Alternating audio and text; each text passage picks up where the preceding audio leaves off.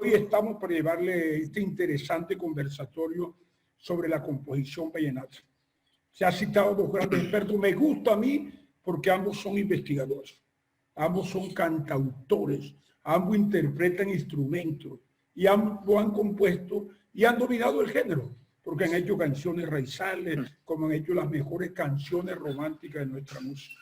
Entonces yo quiero darle la cordial bienvenida y me siento contentísimo de ser la persona que modere este conversatorio.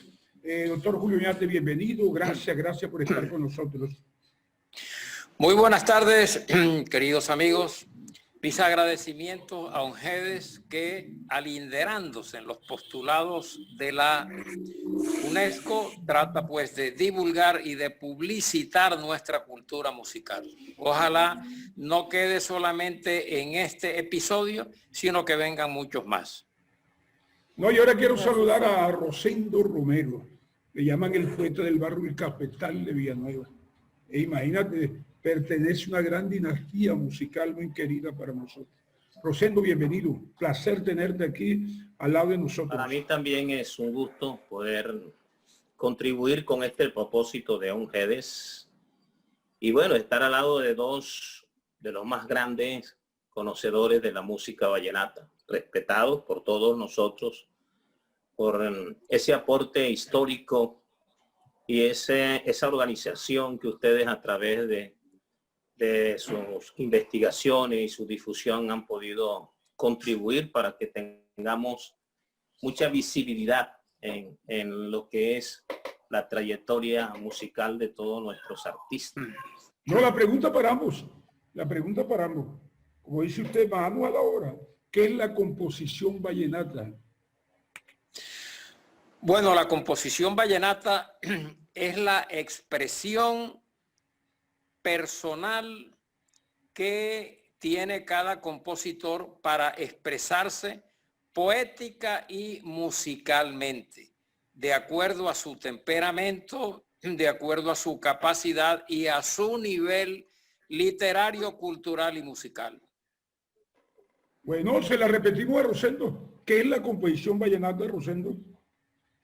Bueno, la composición vallenata es una pieza musical especialmente melódica, original en su estructura y literaria, porque tiene dos elementos. Tiene el elemento melódico y el elemento literario, que se canta a través de estas melodías y que se dice a través de esta literatura. Bueno, se narran historias. El vallenato auténtico es un vallenato que narra historia, que cuenta sucesos personales, sucesos ocurridos en los pueblos, en los caminos. Y hoy en día en las ciudades, la música vallenata ha sido un vehículo de expresión y de integración social. Eso han hecho nuestras canciones. Y bueno, somos portadores de ese patrimonio. Y de hecho, para nosotros una canción vallenata es básicamente un rito del alma, ¿no? Doctor Julio, ¿cuándo empieza a organizarse la composición vallenata? ¿Cuándo empieza eso de organizar las estrofas, de hacerle coros, de hacerle estribillo? ¿En qué momento aparece eso en la composición vallenata? Bueno, Jaime, mira, antes que todo, la música es tan antigua como la misma humanidad. En las culturas primitivas, en la medida que aumentaban su nivel cultural, iban de la mano con su nivel musical. Cuando el conquistador llega aquí, encuentra en el Valle de Upar una tribu chimela que era eminentemente musical. La tierra de por sí es una caja de música. Suenan los ríos, susurra la brisa, silba el viento, suenan las piedras, los pájaros del monte.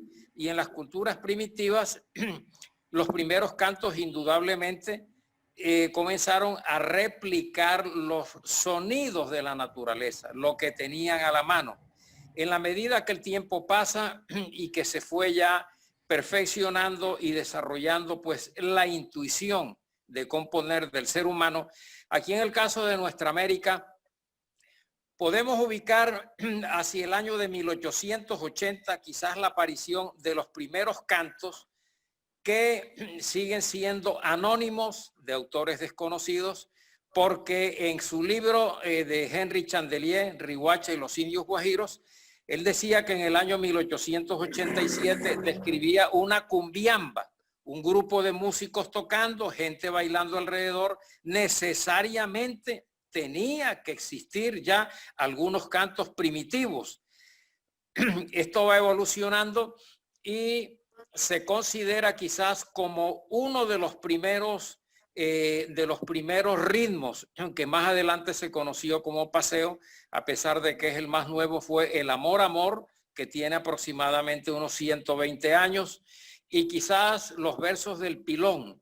Eminentemente era rural, era de nuestros campesinos, salía de las trochas, de las veredas, de los montes, y en la medida que ellos, los juglares, vienen desplazándose hacia los centros urbanos, ya van conociendo otras formas de socialización, van conociendo personajes que pudieron de pronto haber influenciado en ellos, y comienza a aparecer lo más elemental en la composición vallenata, que es la cuarteta. Posteriormente ya esto predomina en los años 30, en los años 40. Ya en los años 50 podemos encontrar ya un poco más avanzado el sexteto, y a partir de la década de los años 60 es cuando ya la composición vallenata y el canto vallenato viene ya enriquecido, porque los protagonistas habían tenido oportunidad de ir a la academia, de ir a la universidad, de dejar pues esto ya de ser una música folclórica para pasar a ser una música popular. Y yo pienso que es determinante la década de los años 60 para conformar y estructurar el canto vallenato tradicional como lo conocemos hoy. Bueno, estaba el doctor Julio Ignate Martínez. Esta pregunta es para Rosendo. Rosendo, ¿en qué se diferencia la composición vallenata de otro género, especialmente de la nueva ola? Que hay una diferencia lógicamente muy marcada. Esta es una pregunta para usted. Bueno, los géneros no solo son diferentes en su expresión literaria y melódica, también lo son en su entorno, ¿no? Y en su instrumentación. Cada género tiene su propia instrumentación.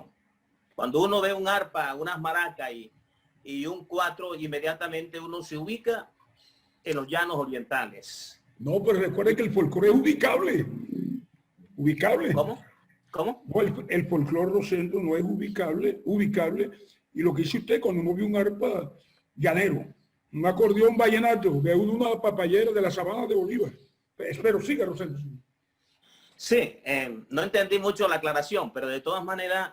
Rosendo, es para no interrumpirle su narración, y decirle que tiene razón, que el folclore es ubicable. Sí, claro. Anónimo, colectivo y ubicable. Sí, claro. De hecho, también el modo de bailar, la música también le da identidad al género. Lo vemos en los llaneros, lo vemos en la cumbia. En nuestro ambiente vallenato es más que toda la forma de danzar, que es mucho más amorosa. El hombre se lleva a la mujer al pecho. Bueno, la diferencia del vallenato con otras músicas, con otros géneros, es realmente visible en todos los aspectos. Y especialmente porque el vallenato es una música que maneja varios géneros dentro de su léxico, ¿no? Como el romanticismo, la narrativa, la elegía, el costumbrismo, la picaresca, y eso enriquecido con figuras literarias como la metáfora, la anáfora, la hipérbole, el retruécano, el símil y otras figuras que se me escapan ahora, pero que el vallenato logra diferenciarse de otros géneros que además en sus estructuras también lo consigue. Es decir, que el son tiene una estructura melódica y literaria que no se podría confundir jamás con un son cubano o con un son mexicano. Jamás se podría confundir. Pasa igual con un merengue vallenato. El merengue vallenato lleva una forma melódica tan particular que jamás lo podríamos confundir con un merengue dominicano.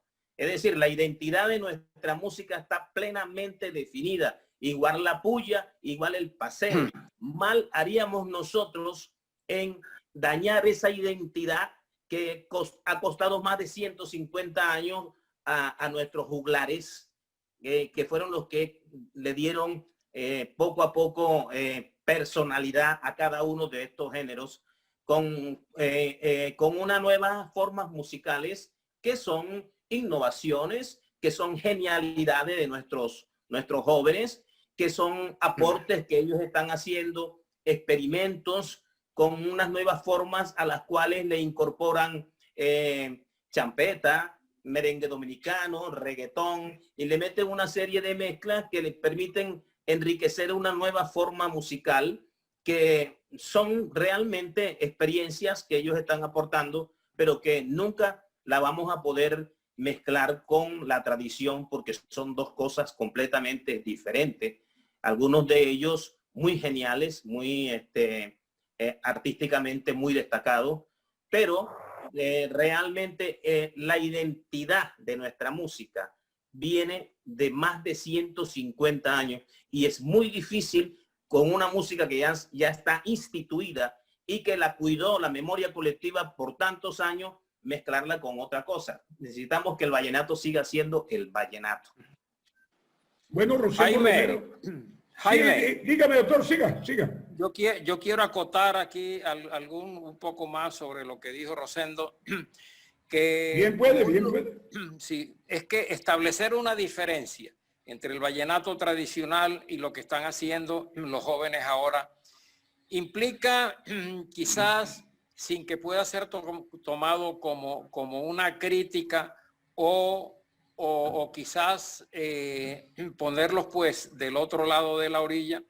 Rosendo dijo muy lúcidamente que ellos lo están haciendo de buena fe, de acuerdo a la época que están viviendo, de acuerdo a la óptica que tienen del mundo, y no los descalificamos.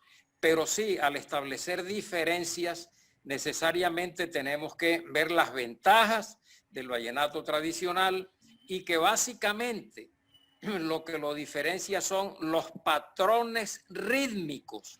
Cada ritmo nuestro tiene sus patrones ritmáticos, como decía Chendo, diferente. No se podrá nunca confundir un son vallenato con un son cubano. Igualmente el ritmo del merengue, el del paseo, son los patrones que le dan identidad a esos ritmos nuestros. Además de eso, yo creo que vale la pena destacar que en el vallenato tradicional se ha respetado siempre los principios y la magia de la métrica y de la rima. Lo que hacen los muchachos de ahora realmente no tienen muy en cuenta estos dos principios de la composición. Muchas veces son una serie de frases en prosa acompañadas pues por un estribillo pegajoso, o ellos le paran mucho más bola al ritmo que a la melodía y al mensaje de la canción.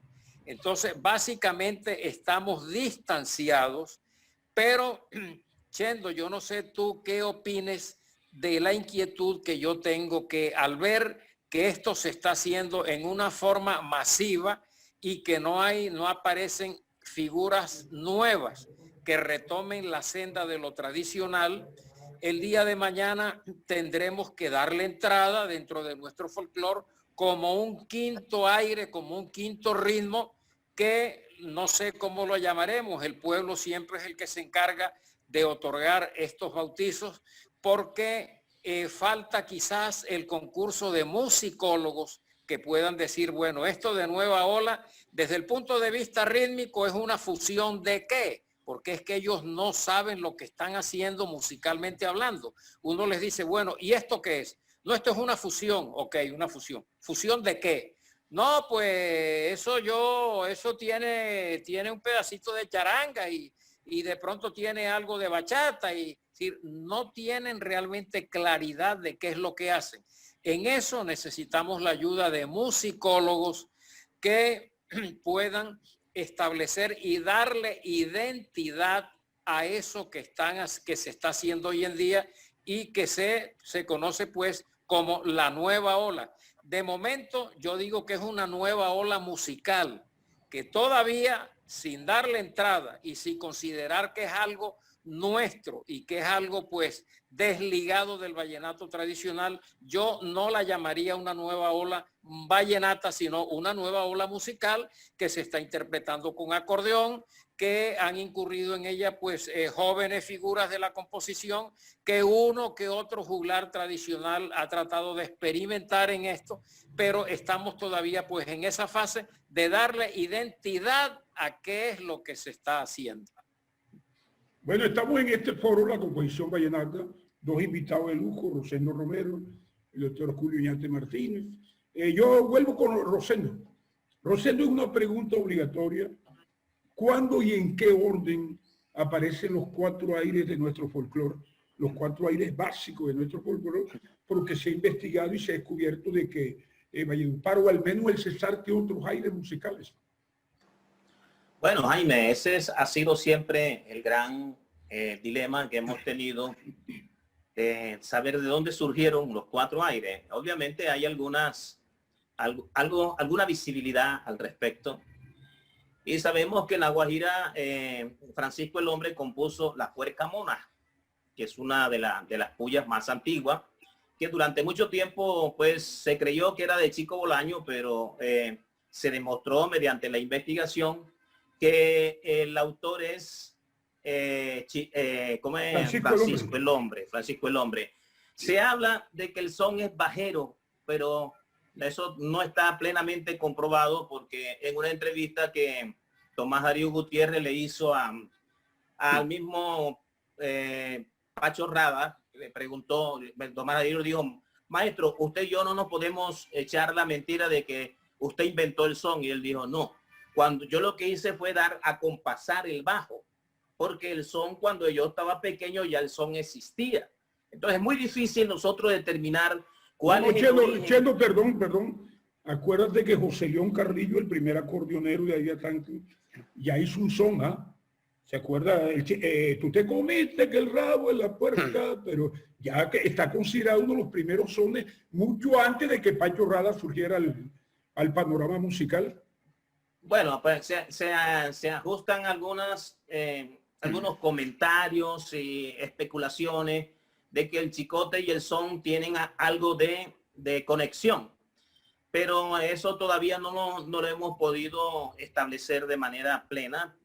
¿Pero por qué? Porque la invisibilidad de nuestros aires, de lo que es de 1900 para allá, lo que es el siglo 1800, no es mucho lo que podemos recuperar para poder hablar de eso. Lo único es que podemos decir con absoluta claridad que la creación del Festival Vallenato nos permitió visibilizar y agrupar los cuatro aires, porque anteriormente se le decía son a cualquier canto, no importa que fuese merengue o un paseo, pero la gente hablaba de un son. Y incluso yo, en mi primera canción dice así: aquí está el son que tú me habías pedido, y estoy cantando, es un paseo. Y el maestro Gustavo Gutiérrez dice: todavía yo canto al compás de un son, yo soy de esos hombres que lloran hay veces por un amor. Y Gustavo nunca ha compuesto un son. Y el Poncho Zuleta dice: en mi son vallenato te voy a cantar, y está cantando un merengue. Elita González, estás acabando. Entonces no teníamos claro nosotros antes del Festival Vallenato qué era un son o qué era un paseo, un merengue. Estas cosas aparecen y nos educan, nos reeducan a nosotros. El Festival Vallenato... Pero mira, Rosendo, escúcheme, perdón. Antes del Festival Vallenato se utilizaba en Valledupar el paseo. El paseo, sí, claro. Pero era un paseo que se hacía, sí, claro. se hacía de Valledupar a una finca cercana. Y el cumplimentado era el único que iba en una bestia, en un caballo. Y yo me acuerdo que le amarraban al cajero una caja aquí con algodón. Iban tocando el son y el dueño de la parranda era que iba en la bestia con la esposa.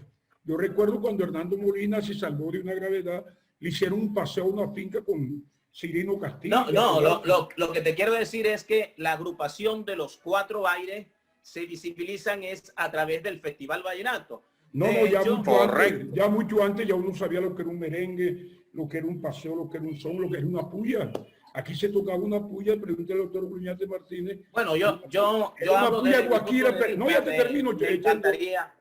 Era una puya que decía colita abierta, colita cerrada, que después investigamos que Ponsequera. Siga. No, yo quiero decirte, Jimmy, que de alguna manera yo me refiero a lo que es la apertura de la música vallenata para el público en general, que entramos a educarnos en ese sentido. Bueno, una persona como tú que ha vivido el vallenato en toda su intensidad a través de los años, obviamente siempre me vas a enseñar. Eso no me cabe la menor duda. Y no, gracias, Yendo, muy amable. No. Muy modesto. Yo lo dije desde un comienzo, que para mí ustedes son los más conocedores hasta ahora de lo que es la intríngulis de nuestra música. Y de hecho, Julio es una persona a la cual yo consulto con mucha frecuencia. Yo estoy básicamente en este programa por toda la interés que tengo como compositor y algunos conocimientos que puedo aportar. Pero en la parte histórica, yo en cuanto a la pregunta que me hace, yo parto del momento en que el Festival Vallenato agrupa los Cuatro Aires y los publica. Entonces, cuando la inmensa mayoría del público, que no son las excepciones, empiezan a caer en cuenta qué es lo que es un son, qué es lo que es un merengue, lo que es un paseo y lo que es una puya.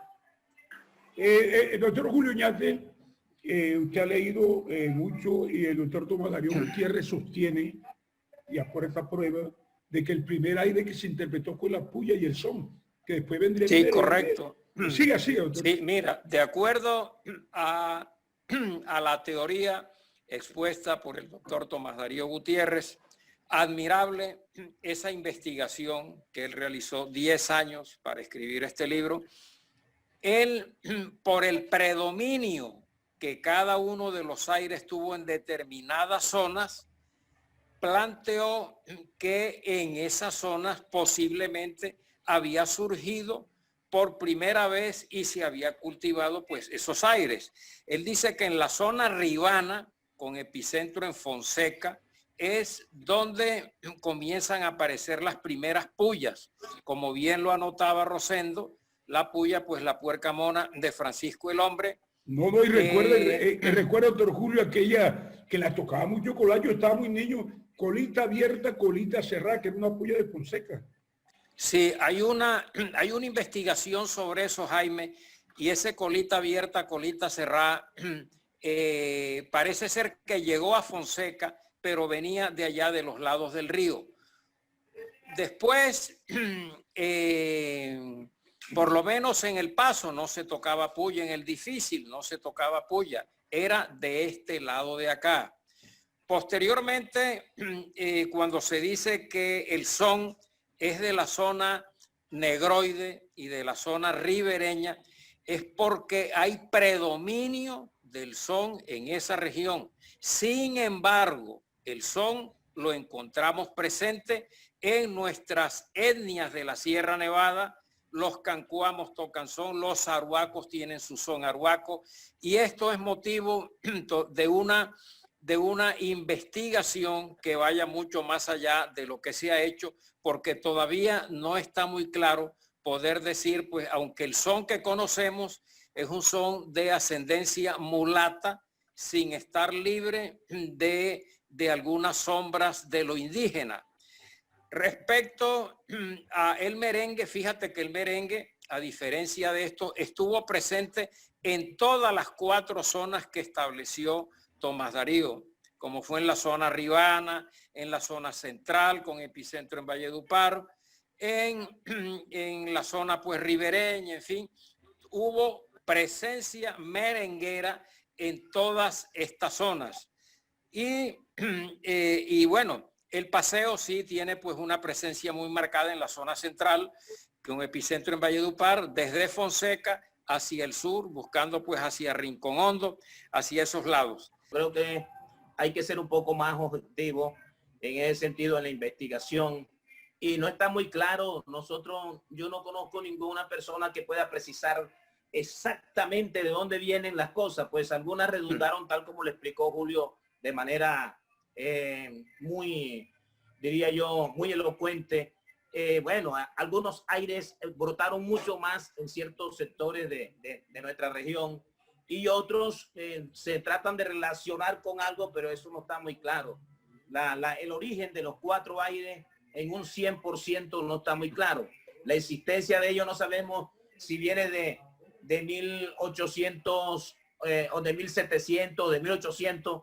Diríamos que de 1800 porque es el siglo de la gran fusión, ¿no? Que es donde realmente ya tenemos todo lo que trajeron los españoles para acá y ya hay posibilidad de generar invento, de generar música, de generar y empieza ese sincretismo en el año, en ese siglo, ¿no? Porque ya para 1901 que nace, 1902 por ahí que nace en Pachorrada, nace Chico Bolaño, ya ellos reciben la tradición, porque Chico Bolaño recibe la tradición. ¿Cuándo llega el romanticismo a la composición vallenata? Bueno, el romanticismo nos llega a nosotros con Tobías Enrique Pumarejo, que se puede decir que es el papá del lirismo y del romanticismo en la música vallenata. De él se alimenta Gustavo Gutiérrez, Rafael Escalona Martínez. Escalona. Ambos generan 2 corrientes completamente distintas. Escalona se va por la parte costumbrista, narrativa, por la parte picaresca, por la elegía, y Gustavo Gutiérrez se le sale por el lado de la parte lírica y la poesía. Yo creo que esas 2 escuelas son muy importantes, ya que el tema que tenemos atañe a las escuelas que se generaron en la música vallenata. Hablo de estos 2 porque tanto Escalona como Gustavo Gutiérrez generaron escuelas dentro de la música vallenata. Para mí, la gente dice siempre que bueno, siga Rosendo, siga. Bueno, yo creo que el romanticismo como expresión en la música vallenata fue uno de los elementos que permitieron la evolución del canto vallenato. ¿Por qué? Porque el amor nunca va a pasar de moda. El amor siempre será una oportunidad para cantar. Y lo más importante que recibimos nosotros, por ejemplo, los compositores de mi generación, que aprendimos a cantarle bonito a la mujer, a respetarla.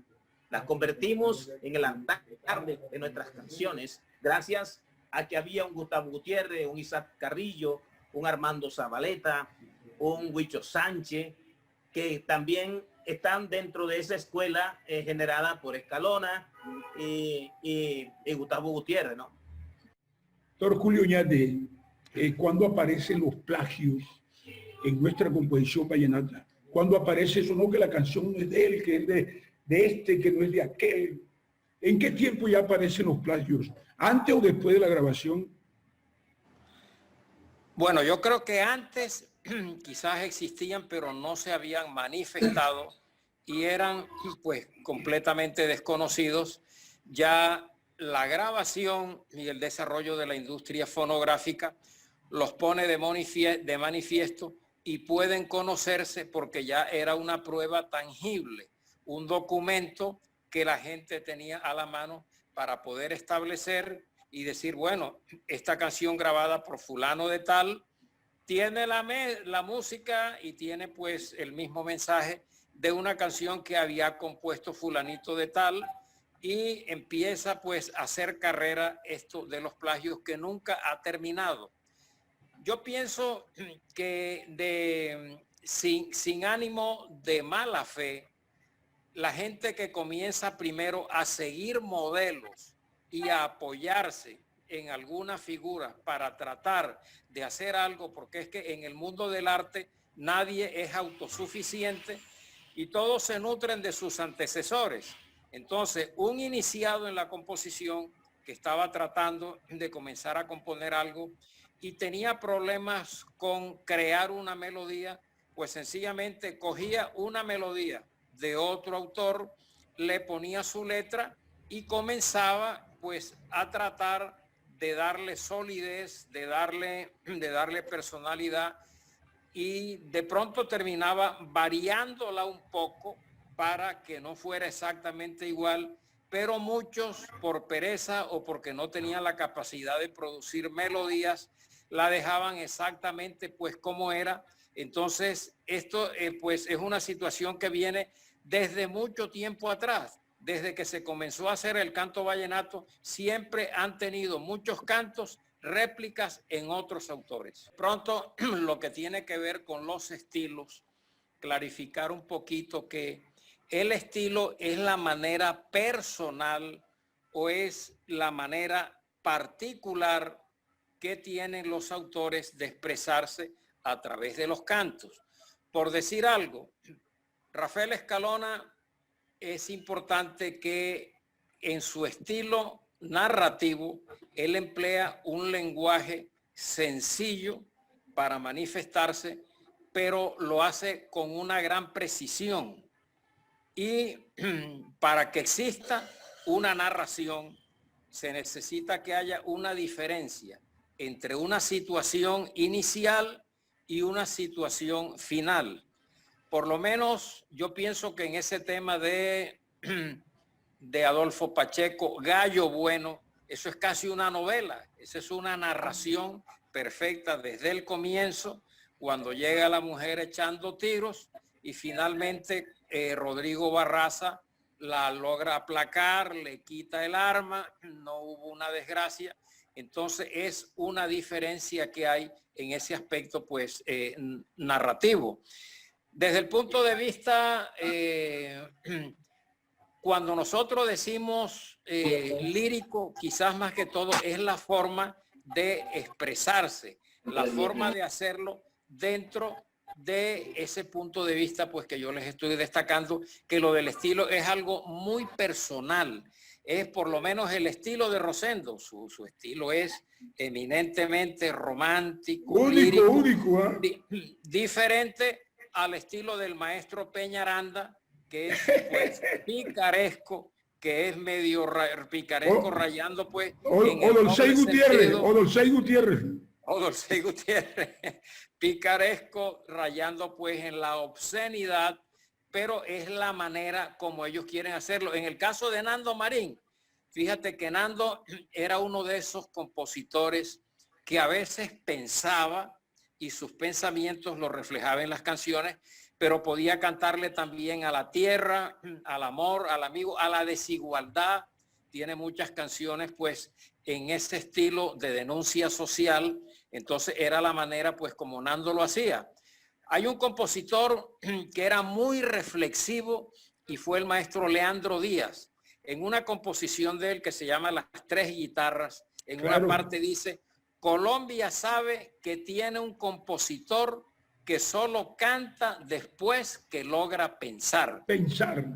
Pensar. Eso nos pone de manifiesto pues la madurez que él tenía para componer, porque tenía todo el tiempo disponible, el uso de razón que él exhibía pues en sus composiciones, y yo pienso que era pues un caso sui generis el del maestro Leandro en esa manera pues reflexiva de componer.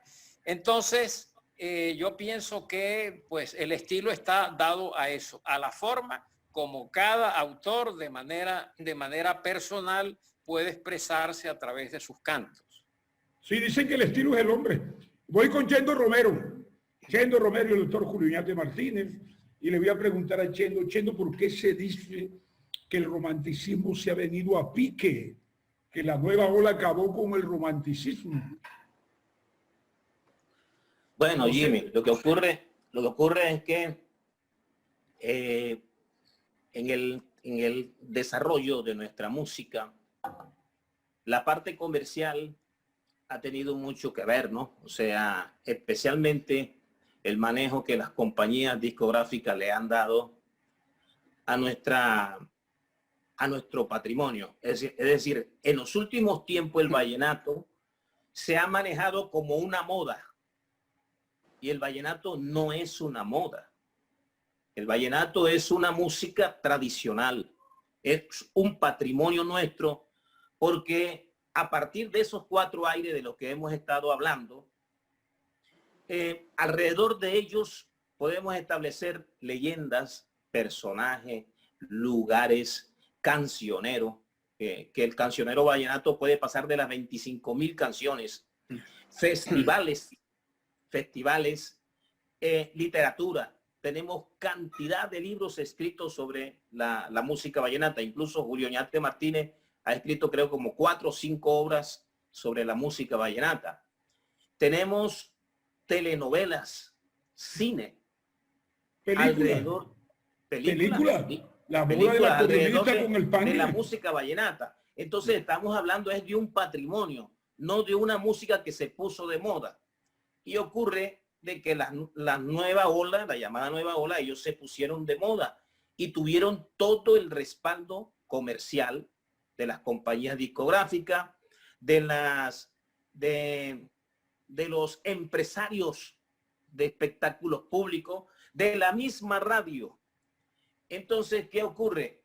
Que se vieron obligados a pegar unas canciones que poco a poco se fueron deteriorando, porque de pronto el objetivo del CD para pegarlo era una canción que más bien, en lugar de embellecer a la mujer, de elogiarla con unos versos hermosos, de hablarle con poesía o cantarle con poesía, más bien las insultaban. Y esta corriente musical nuestra ha coincidido con una música como la del reggaetón, que es una música del ombligo para abajo, que es una música que huele a burdel. No queremos ofender a los artistas, ni tenemos nada en contra del género, porque a final de cuentas el reggaetón tiene un pegado sabroso, tiene una melodía sabrosa, que si la aprovecharan, más bien enviándole mensajes hermosos a las mujeres y mensajes a la humanidad, el reggaetón podría ser un buen vehículo para llevarle mensajes a la gente. Pero esa coincidencia del reggaetón también con los insultos que se les estaban haciendo en la música vallenata, convalidaron a esta música, que en realidad lo que ha hecho es deteriorar el lenguaje elegante y hermoso que traíamos algunos compositores, que le dimos la oportunidad a estas nuevas generaciones de encontrarlo todo hecho. No lo queremos criticar, estamos haciendo es un análisis de lo que ha pasado. Es probable que ahora, con este cuento de la cuarentena, muchos de ellos hayan reflexionado y hayan podido comprender que si ellos oran una cosa en su casa y cantan otra, no hay una concordancia entre una cosa y la otra, porque no le pueden servir a 2 señores al mismo tiempo. No pueden estar orando en su casa con su familia, hablándole cosas bonitas a sus hijos, a su esposa, y salir a cantar unas cosas que realmente contribuyen con la destrucción social, porque hay música que están definitivamente enfriando el amor y destruyendo la sociedad. Oye, Chendo Romero, una pregunta para el doctor Julio Oñate Martínez. Doctor Julio Oñate, ¿el acordeonero influyó en la composición vallenata? ¿La cambió para mejor, para empeorarla? Pero ¿cómo cataloga usted el papel del acordeonero en la composición vallenata? Bueno, el acordeonero fue el protagonista desde los comienzos de nuestra historia, quien, además de componer, ejecutaba sus propios cantos y los enunciaba en parrandas, en los caminos, por donde quiera iba.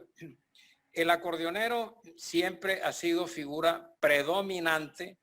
Fíjate que hasta el presente, en los festivales, la figura primordial es el acordeonero, donde se le ha llegado a otorgar hasta el nobilísimo título de Rey de Reyes.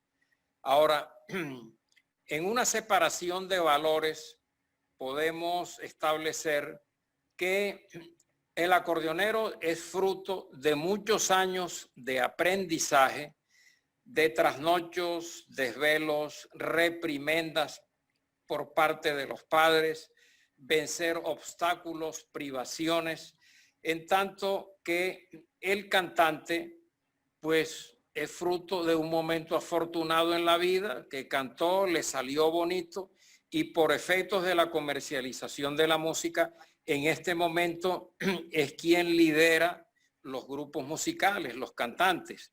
Pero aparece el compositor como un elemento más encargado exclusivamente de componer y lógicamente pues de enriquecer el canto vallenato. Pero el papel del acordeonero se ha visto un poco deslucido en los últimos años por la pereza vocal, por la indiferencia de los acordeoneros ante el oficio de cantar, y han quedado, pues, por lo menos los de los últimos años, de unos 20 años hacia acá, han quedado subordinados a los caprichos de un cantante, que si no hay cantante no hay parranda, porque no hay quien cante. Eso es realmente pues lamentable, que el acordeonero haya entregado las armas, haya declinado su responsabilidad ante la historia para entregársela pues a un cantante, a un pin hitter, pues a alguien, algún espontáneo que esté allí en una parranda y pueda cantar para sacarlo del atolladero. Pero en los comienzos, el acordeonero, tenemos los ejemplos de Alejandro Durán, de Calixto Ochoa, de Luis Enrique Martínez, que componían como siempre, es decir, compusieron durante toda su vida, lo hicieron pues de una manera brillante y pusieron muy en alto y dejaron una escuela, dejaron un modelo que no fue seguido posteriormente por las generaciones que los sucedieron. Pero qué bueno sería que eso se retomara. Yo siempre he luchado y le he dicho a los señores de la Fundación, en el campo de la categoría profesional, no permitan que llegue un acordeonero con un cantante, no, que cante el acordeonero o que no participe. Yo no sé por qué no son capaces de enfrentar eso, si eso no tiene ningún problema. Un rey vallenato tiene que cantar, no puede estar sujeto a los caprichos o a las conveniencias de un cantante. Entonces, en un comienzo todo fue color de rosa, pero en estos momentos pues todo es color grisáceo. No, y sobre todo que el cantante regaña, le pone mala cara al acordeonero. Es el y que le da garrote. Y se queda con la mejor parte. No, una pregunta para Jenno. Rosendo, ¿por qué ustedes ahora todos componen con guitarras? Se están acompañando de guitarra, no sé si por los acordes, los arpegios, la serie de cambios musicales y melódicos que tienen ustedes. Bueno, la guitarra definitivamente es un instrumento universal, ¿no? Lo es también el acordeón, pero la guitarra tiene, de hecho, algunos elementos armónicos que permiten embellecer la melodía. Yo compongo con el acordeón y compongo con la guitarra. Dependiendo de la melodía que esté trabajando. De hecho, yo primero compongo la melodía, el tema lo tengo en la cabeza. Ya cuando termino la melodía, entonces asumo el compromiso de colocarle la letra. Pero normalmente uno trabaja la melodía con la guitarra. Cuando la canción es muy vernácula, cuando la canción es muy auténtica, uno lo trabaja con el acordeón. Claro, por supuesto. Sí, una pregunta muy buena para usted. Porque se habla de la guitarra, se habla del acordeón, pero Chendo, ¿y cuando empieza a imponerse el cantautor? Que ya es una figura importante y hay festivales que tienen un día para los cantautores. Bueno, fíjate, eso comenzó con Nando Marín, con esos viajes que él hacía allá por la sabana de Bolívar, de Sucre y de Córdoba. Pero hubo un pueblo que decidió darle importancia a la materia prima.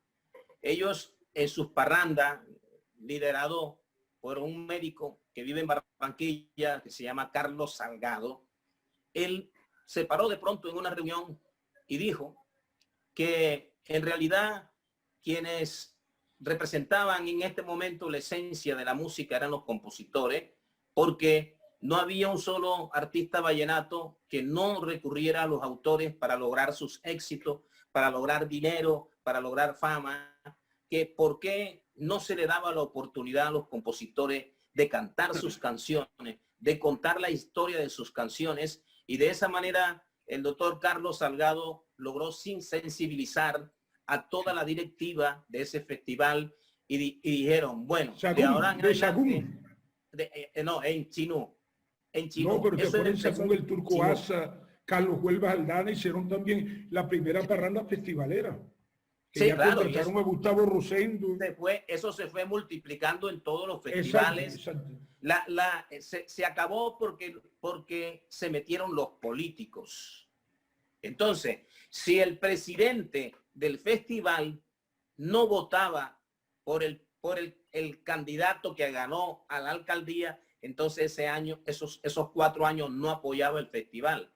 La política acabó con una serie de festivales que contribuían con la recreación y el esparcimiento de los pueblos, y llevando a un grupo de compositores que no solamente cantábamos las canciones, sino que les contábamos la historia del por qué se compuso esa canción. Entonces, ahí en Chinú empieza el protagonismo con los cantautores, hasta el punto de que hoy en día realmente es a nivel regional de toda la costa Caribe que estamos haciendo nuestros espectáculos.